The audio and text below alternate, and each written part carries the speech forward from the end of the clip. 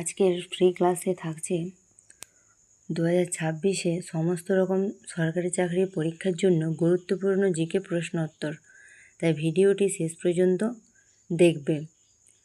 তাহলে চলুন আজকের ক্লাস শুরু করা যাক। আজকের ক্লাসের প্রথম প্রশ্ন হলো, পঞ্চায়েত ব্যবস্থার জনক কে?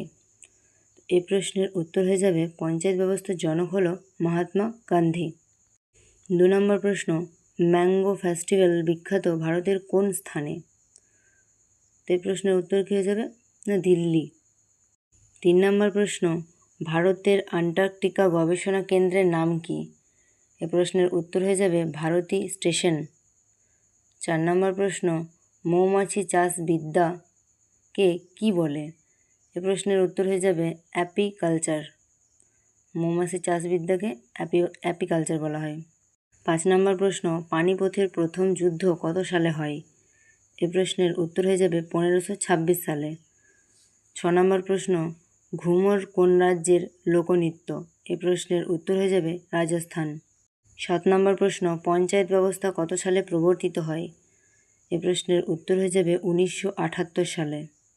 8 নম্বর প্রশ্ন, 73তম সংশোধনী আইনের উদ্দেশ্য কী? এ প্রশ্নের উত্তর হয়ে যাবে পঞ্চায়েত ব্যবস্থাকে সাংবিধানিক স্বীকৃতি দেওয়া।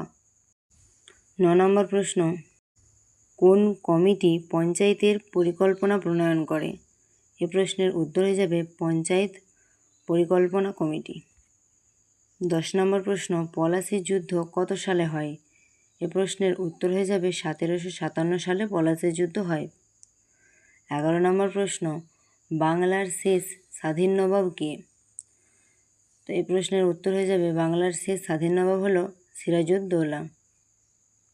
12 নম্বর প্রশ্ন, প্রথম টেলিফোন কোথায় চালু হয়? টেলিফোন প্রথম চালু হয় কলকাতায়। 13 নম্বর প্রশ্ন, ভারতের জাতীয় কংগ্রেসের প্রথম সভাপতি কে?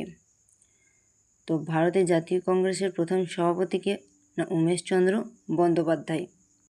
ক্লাসটি যদি আপনাদের ভালো লেগে থাকে অবশ্যই লাইক, কমেন্ট এবং শেয়ার করে দেবেন, এবং এরকম আরও ফ্রি ক্লাস চাইলে চ্যানেলটিকে অবশ্যই সাবস্ক্রাইব করে রাখবেন। আজকের ক্লাসের 14 নম্বর প্রশ্ন হলো, দূরবীক্ষণ যন্ত্র কে আবিষ্কার করেন?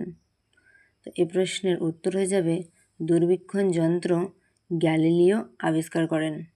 আজকের ক্লাসের শেষ 15 নম্বর প্রশ্ন হলো, গুগলি কোন খেলার সঙ্গে যুক্ত? এই প্রশ্নের উত্তর হয়ে যাবে গুগলি হলো ক্রিকেট খেলার সঙ্গে যুক্ত।